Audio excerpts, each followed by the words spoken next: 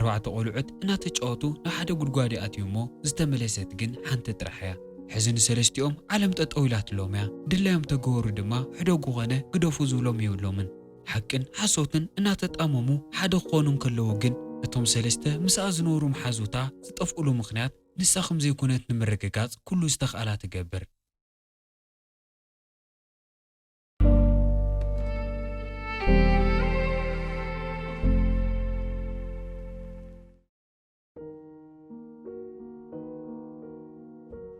فيلمنا جمر جينيفر تبهال قلعة كاتمرت وطع مسعركاتومن كالوت محازوتومن كجاوتو نفت ጫካ እናኸዱዩ እዞም ማዕረኽቶ ዝነብሩላ ደሴት ዝተፈላለዩ ማዕድናት ንምውፃእ ጉድጓዳት ዝኹዕቱ ብዙሓት ሰራሕተኛታት ነይሮም ብፈንጂ ስለ ዘተኩሱ ነበሩ እውን እሱ ንምርኣዮም ናብኡ ዝኸዱ ኣለዉ ኣብቲ ሓፁር በፂሖም ሓደ ብሓደ ክሰግሩን ከለዉ ግን ሓደ ካብኣቶም ይፈርሕ እሞ ሓዲጎም ንገዝኡ ይምለስ ድሕሪኡ እቶም ኣርባዕተ ኣዕርኽቲ ይኸዱ እሞ እቲ ዝፅበይዎ ነበሩ ፈንጂ ክሳብ ዝፍንዳእ ተሓዊኦም ይፅበዩ ግን ነዊሕ ግዜ ምንም ከይተፈጠረ ስለ ዝፀንሐ ተናዲዶም ንገዝኦም ይምለሱ ግን ኣብ መንገዶም ሓንቲ ንእሽተይ በዓቲ ትመስል ነገር ይረኽቡ እንታይ ምዃና ክፈልጡ ይደልዩ ግን ከዓ ፈሪሖም ስለ ዝነበሩ ቢምቦም ይበሃል እሞ ዝወፅሖ ቀዲሙ እናኣተየ ኩላቶም ይስዕብዎ ቁሩብ ምስ ተጓዓዙ ማይ ዝመልአት ንእሽተይ ጉድጓድ ይረኽቡ ኣብ ውሽጢ እቲ ማይ እንቋቑሖ ትመስል ቆፃል እትበርህ እምኒ ኣላ ሒዞማ ካብቲ በዓቲ ክወፁ ከለዉ ግን ምብራህ ተቋሪፆሞ ታራ እምኒ ትኸውን ኮፍ ኢሎም እናጠመትዋን ከለውን ታይሺ ዝበሃል ቆልዓ እዘን ቆሖ ናይ ጠንቋልያ ኢሉ ይነግሮም ህፃን ኩሉ ሓደ ግዜ ብሓግኡ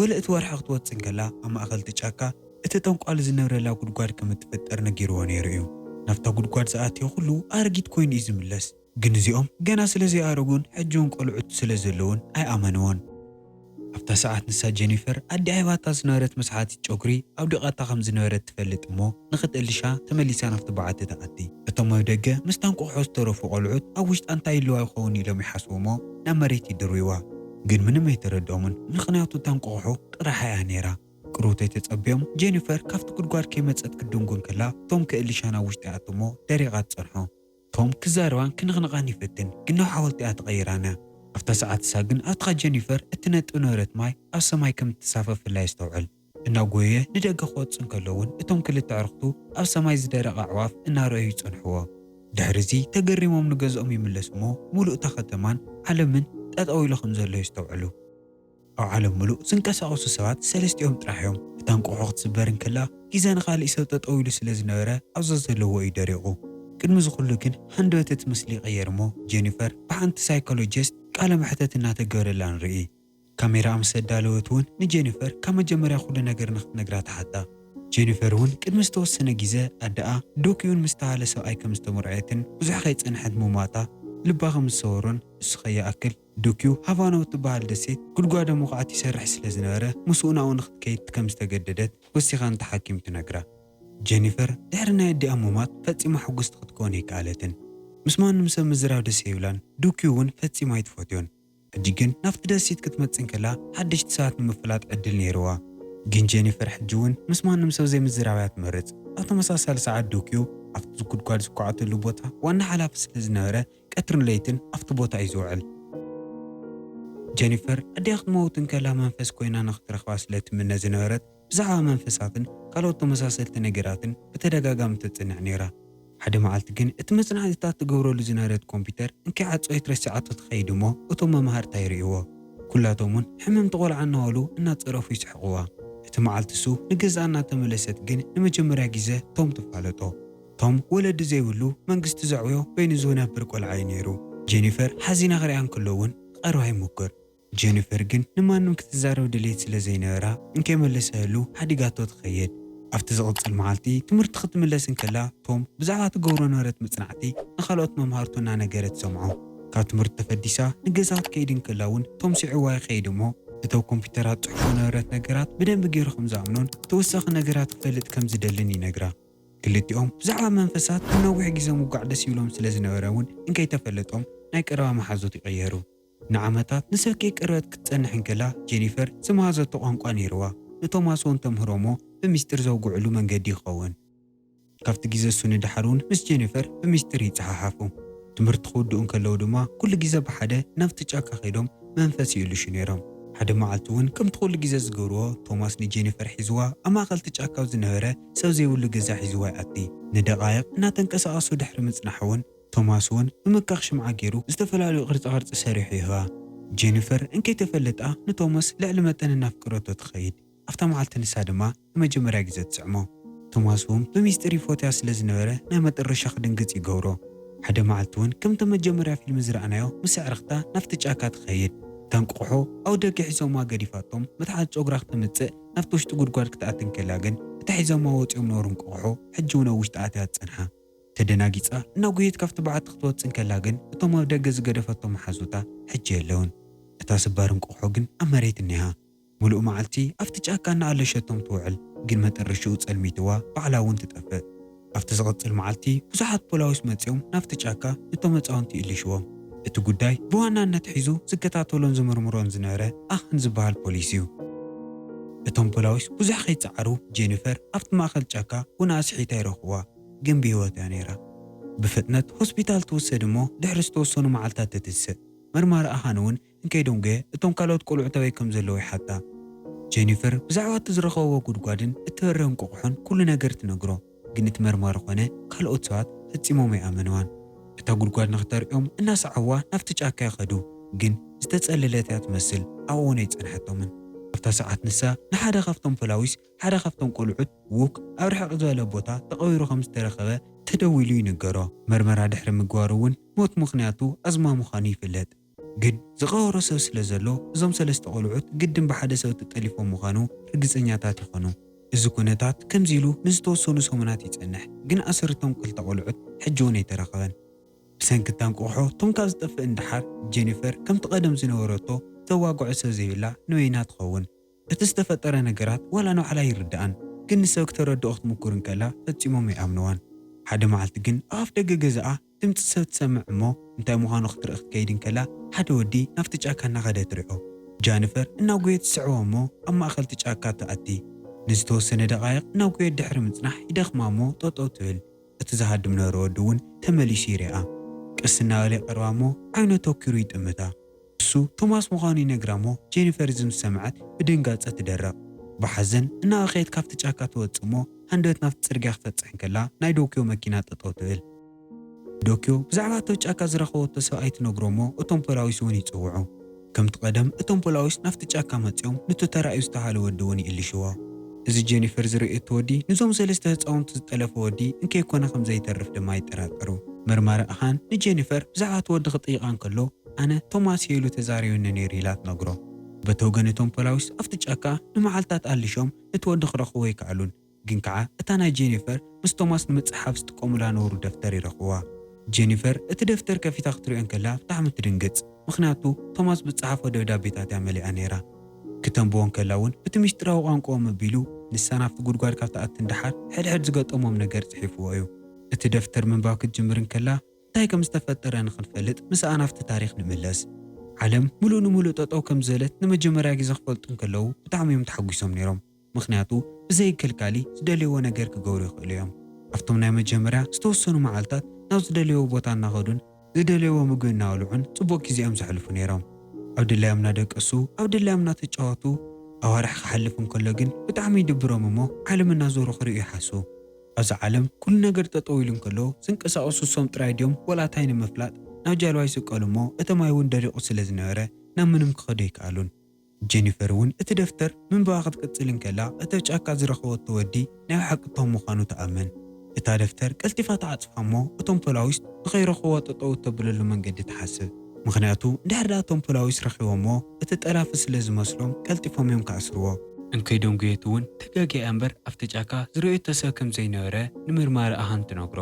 እቶም ፖሊስ እውን ተደናጊፅያ ነይራ ትኸውን ኢሎም ኣሚኖማ ይገድፍዎ። ድሕሪኡ እውን ጄኒፈር እታ ደፍተር ናብ ምንባባ ትምለስ። ዝተወሰነ ኣዋርሕ እንትሓልፍ እዞም ሰለስተ ኣዕርኽቲ ኣብ ሓደ ሞል ኣብ ዳስ እዮም ዝነብሩ ነይሮም። ግን መዓልቲ ብመዓልቲ ናይ ውኩነታት እናኸፍአ ዝኸይድ ነይሩ። ኣዝማ ነይርዎ ኢንሄለሩ እውን ፈጺሞ ይሰርሕ ነይሩ። ሓደ መዓልቲ እውን ልዕሊ መጠን ተሳቂዩ እቶም ክልተ ኣዕርኽቱ ብሓዘን እናጠመትዎ ይመውት። ዝፈትይዎ ዓርኮም ስለ ዝሞተ ቶም እናታይሺ ብዘይምቁራፅ ይወኽዩ። ድሕሪኡ ዝነበሮም ኩሉ ሓዘን ኣኪቦም ንሉክ ሒዞሞ ናብ ሓንቲ ደሴት ይኸዱ እሞ ኣብ ሓደ ቦታ ይቐብርዎ።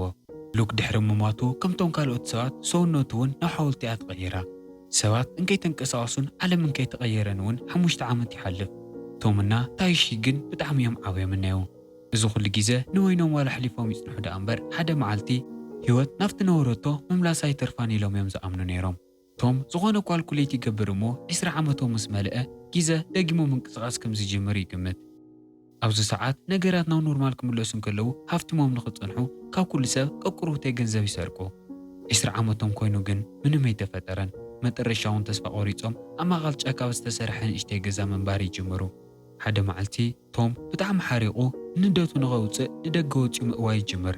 ታይሺ ኣብ ውሽጢ ኮይኑ ንቶማስ ክሪኦ እንከሎ ንሱ እውን ተስፋ ንክቆርፅ ይገብሮ። ግን ድሕሪ መዓልታት ቶማስ ናይ ወርሒ ቅርፂ እናተቐየረ ከም ዝመፅሎ ይስተውዕል። እዚ ማለት ግዜ ደጊሙ ምንቅስቓስ ክጅምር እዩ። ንታይሺ ክነግሮ ናብ ጉየ ንውሽጢ ይምለስ እሞ ፈፂሙ ክረኽቦ ኣይከኣለን። ቶማስ ንታይሺ ምእላሽ ብዙሓት ኣዋርሒ ይጥፍእ። ኣብታ ውሽጢ ደሴት ግን ኣብ ዝቆለለ ቆሊሉ ክረኽቦ ኣይከኣለን። ሓደ መዓልቲ ናብ ጫፍ ሓደ ገደል ይኸይድ እሞ ናይ ታይሺ ክዳውንቲ ተዓፂፉ ይጸንሖ። እናፈርሐ ናፍቲ ገደል ክኸይድ እንከሎውን ታይሺ ናፍቲ ውሽጢ ባሕሪ ነጢሩ ከም ዘሎ ይርኢ። ታይሺ ናፍቲ ውሽጢ ማይ ዋላ እተ ደኣ እምበር ስለዘይንቅስቓስ ከም ዝጠለቐን ንሱ ከም ዝሞተን ርግፀኛ እዩ። ግን ከዓ ከድሕኖ ይኽእል የሉ ስለ ዝገመተን ዘንብሮ ምኽንያት እውን ስለ ዘይረኸበ ነጢሩ ስዒዎ ይኣቲ። ኣብታ ሰከንዲ ንሳ ግን ሃንደበት እቲ ዓለም ናፍቲ ነበሮ ይምለስ። ቶማስ ውንኡ ስሒቱ ሓዲሩ ክነቅሕ እንከሎ ኩሉ ነገራት እናተንቀሳቐሰ ይርኢ። ኣዒንቱ ድማ ብታሕጓስ ነውዓት ይመልኣ። በቲ ወገን ጄኒፈር እታ መጽሓፍ ብደንቢ ጌራ ምስ ኣንበበታ ኣብቲ ጫካ ዝርከብ ብዕንጨይቲ ዝሰርሐ ገዛ ትእልሾ። ኣብ መጨረሻ እውን ነቶም ትረኽቦ። እቲ ታሪክ ድማ ሙሉእ ንሙሉእ ንዓለም ክነግርዎ ይውስኑ። ግን ጄኒፈር ዋላ ሓደ ሰብ ከም ዘይኣምኖም ርግፀኛ እያ ነይራ። ኣብ ተመሳሳሊ ሰዓት እቶም ፖላዊስ ብካሜራ ገይሮም ቶማስ ኣብቲ ጫካ ኣብ ተመሳሳሊ ሰዓት ከም ዝነበረ የርእዩ። ቶማስ ነቶም ቆልዑ ዝጠለፈ ሰብ ምዃኑ ድማ ርግፀኛታት ኮይኖም ይእልሽዎ። እቲ ምሸት ንሱ ቶማስ ን20 ዓመት በይኑ ስለ ዝጸንሐ ኣብ ጽምዋ ንምንጋፍ ናብ ናይ ጄኒፈር ክፍሊ ይኸይድ። ንነዊሕ ግዜ በይኑ ዝጸንሖ ስለ ዝኣኸሎ ደጊሙ በይኑ ክኸውን ኣይደለየን።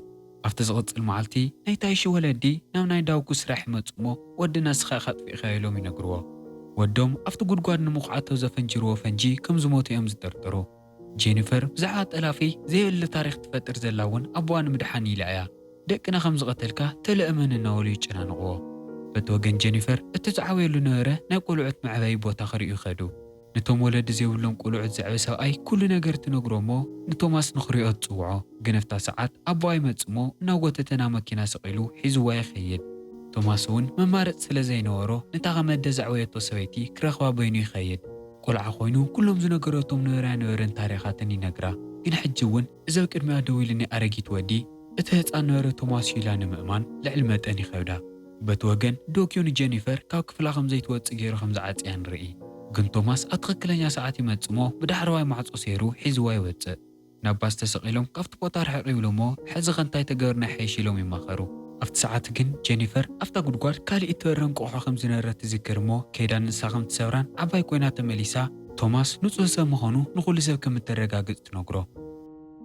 ቶማስ ግን ን20 ዓመት ዝኣክል በይንኻ ህይወት ምሕላፍ ብጣዕሚ ከቢድ ምዃኑ ስለ ዝፈልጥ እቲ ሓሳብ ፈጺሞ ኣይተቐበሎን። ጄኒፈር በቲ ንሱ ዘሕልፎ መከራ ክትሓልፍ ካብ ምርኣይ ጠላፋይን ቀታላይን ተባሂሉ ምእሳር እዩ ዝመርጽ።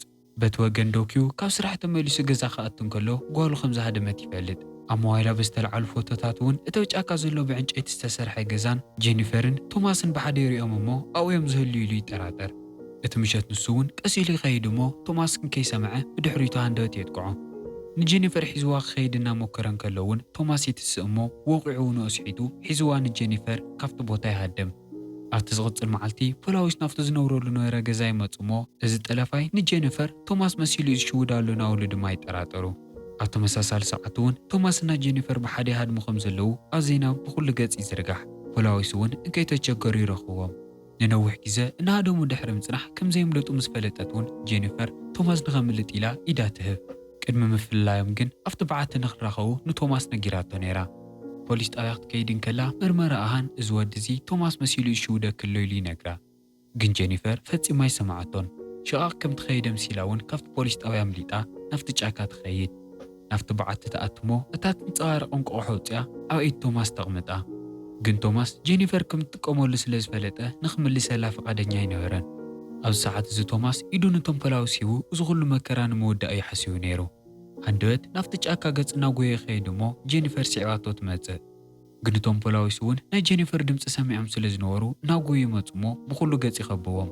ኣብ ጫፍ ገደል ጠጠው ኢሎም ከለዉ እውን ሓደ ፖሊስ ሃንደበት ይመጽእ እሞ ንቶማስ ብድሕሪት ይሕዞ ምስኡ እናተዋእሱን ከለውን ጄኒፈር በቲ ገደል ትጸድፍ እሞ ክልተ ኢዳ ሒዛ ተንጠልጠል ምርመራ ኣሃን ንኸድሕና እናጎየ ይኸይድ ግን ንሱ እውን ምስኣ ይንጠልጠል ቶማስ ንኸድሕና በቲ ገደል እናሓንከበ ይጸንሕ ግን ክሕሳ ክብል ኢዳ ይሞልቃ እሞ ክልቲኦም ብሓደ ይጸድፉ ኣብታ ሰዓት ንሳ ግን ቶማስ እታ ኣብ ኢዱ ነበረት እንቋቑሖ ይሰብራ እሞ ግዜ ጠጠው ኣቢሉ ንጄኒፈርን ነቲ ፖሊስን የድሕኖም ጄኒፈር ኣብ ዝቕጽል ጉዋ ክትነቅሕ ከላ ንሳን እቲ ምርማርን ኣብ ገምገም ባሕሪ ከም ዘለዉ ትፈልጥ ተሲኣ ክትንቀሳቐስ ከላ ከመይላ ካብቲ ገደል ከም ዝተረፈትን ቶማስ እንታይ ከም ዝገበረን ትፈልጥ ንጄኒፈር ዝተወሰኑ ደቓይቕ ነይሮም ንቶማስ ግን 10 ዓመት ሓሊፍዎነ ንምሸቱ ንገዛኣ ትምለስ እሞ ምስ ኣቦኣ ድራር እናበልዐትን ከላ ይቅርታ ትሓቶ እሞ ንመጀመርያ ግዜ ኣቦ ኢላ ትጽውዖ ኣብ ዝቕጽል መዓልቲ ምርማር ኣሃን ይረኽባ እሞ ካብቲ ገደል ጸዲፎም ከመኢሎም ከም ዝተረፉ ይሓታ ጄኒፈር ዋላ ሓንቲ መልሰይታ ኣቦ እንዳ እምበር ካብ መጀመርያ ትዛረቦ ነበረት ሓቂ ምዃኑ ይረዳእ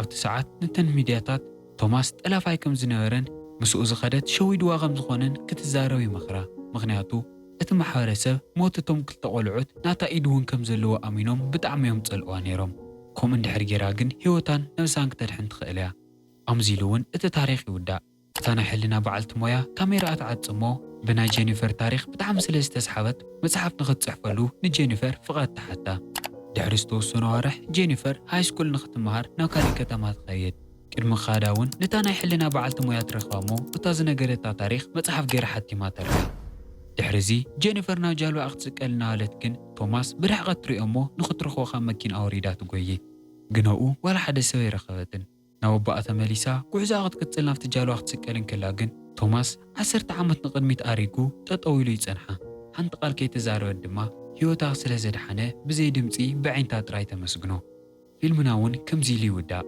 እዚ ኣጋጣሚ እዚ ንዓኹም ተዝገጥመኩም እንታይ ምገበርኩም ነርኩም ኣብ ኮመንት ሓሳብኩም ኣካፍሉኒ ንቻናልና ሓደሽቲ ኮይንኩም ሳብስክራይብ እዚ ቪድዮ ተፈቲኹሞ ላይክ ኢልኩም ሕለፉ ደጊምና ክሳብ ንራኸብ እዞም ፊልምታት ረኣዩ